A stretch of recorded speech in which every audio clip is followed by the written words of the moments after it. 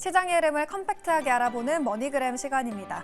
요즘 너무나도 힘든 시장이 이어지고 있죠. 지난 금요일엔 코스피가 장중 2,300선까지 내려가기도 하면서 23개월 만에 기록을 세웠는데요.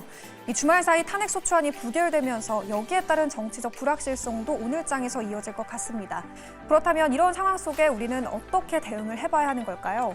오늘도 머니그램 코멘트 통해서 함께 전략 세워보도록 하겠습니다. 첫 번째 전략부터 함께 만나보시죠.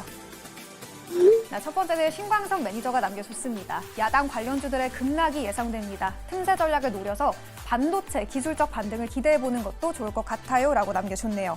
아무래도 이 탄핵안이 부결된 만큼 정치 테마주 안에서도 오늘 여당과 야당의 등락이 갈릴 거라는 전망이었는데요. 틈새 전략으로 반도체주 노려보자는 전략까지 함께 확인해봤습니다.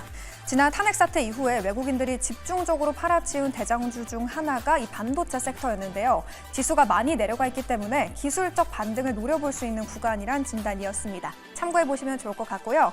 이어서 다음 코멘트도 함께 확인해보시죠. 이가람 매니저가 남겨줬습니다. 글로벌 경기 흐름과 국내 정치 진정 여부가 증시 흐름의 중요한 키가 될 겁니다. 통화 확정 정책과 수출 경기 개선에 주목해요 라고 꼼꼼하게 남겨줬네요. 코스피의 반등은 내년 상반기 글로벌 각국의 경기 회복에 따른 한국 수출 그리고 각 기업들의 실적 개선이 이루어진 이후에 가능할 거란 전망이 나오고 있는데요. 연말까지 코스피는 박스권 안에서 등락을 반복할 가능성이 높지만 우선은 이 국내 증시의 정치적 불확실성 그리고 진정 여부에 주목을 해봐야 할 것 같습니다. 참고해 보시고요. 그럼 이어서 다음 코멘트도 함께 확인해 볼게요. 김민성 매니저가 남겨줬습니다. 정치 테마주 장세가 시작될 것 같아요. 이번 주 최소한의 기술적 반등은 나올 것 같으니까 관련주들 흐름 주목해보세요 라고 남겨줬습니다. 지난주도 정치 테마주가 시장을 이끌었죠. 인물이나 정책과 관련한 정치 테마주 장세가 이제부터 본격적으로 시작할 거란 전망이었는데요.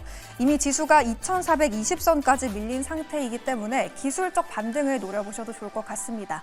낙폭이 과대했던 대형 섹터 위주로 기술적 반등 오늘장에서 나올 수 있을지 참고해보시면 좋을 것 같고요. 이어서 다음 코멘트도 바로 한번 확인해 보시죠. 다음은 김태용 매니저가 보내준 알림이 도착했네요. 정치적 불확실성 확대 속에 변동성 장세가 이어질 것으로 보입니다. 전일 테슬라 신고가 경신으로 우주항공과 자율주행 테마 주목해봐요 라고 남겨줬네요. 테슬라가 전일에도 5% 넘게 오르면서 또다시 52주 신고가를 경신했는데요. 일론 머스크가 차기 행정부의 수에 입을 거란 기대감 여전히 이어지고 있는 모습이었습니다. 이 머스크 트레이드 섹터인 우주항공과 자율주행 섹터는 지속적으로 관심을 가져보시면 좋을 것 같고요. 이어서 다음 전략도 함께 확인해 보도록 하겠습니다.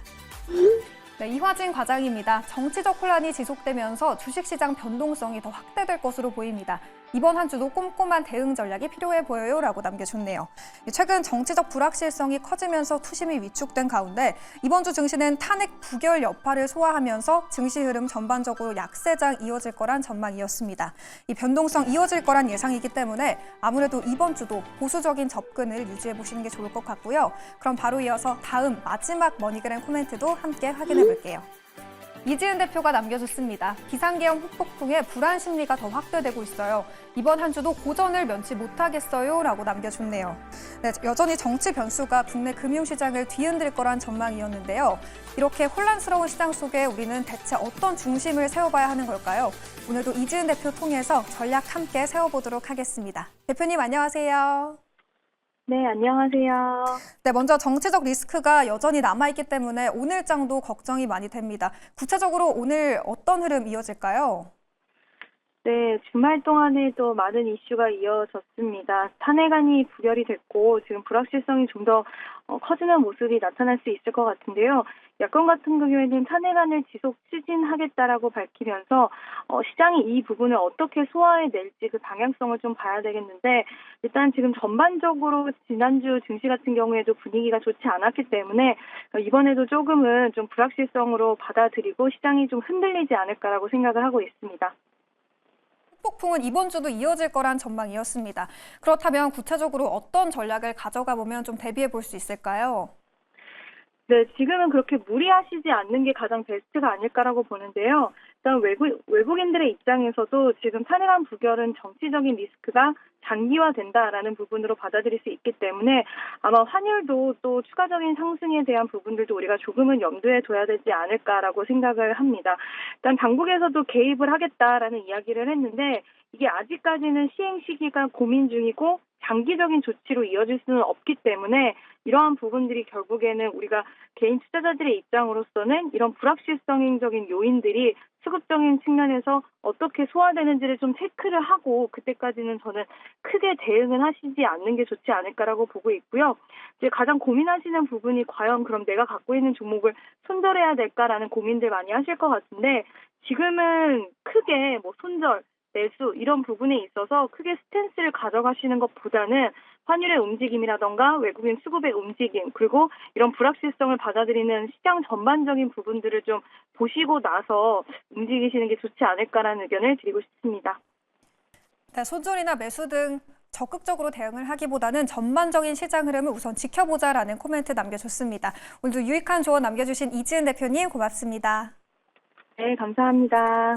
최근 트럼프 리스크의 경기 둔화 우려, 또 여기에 정치적 리스크까지 더해지면서 너무 많은 부담을 안고 있는 시장인 것 같습니다.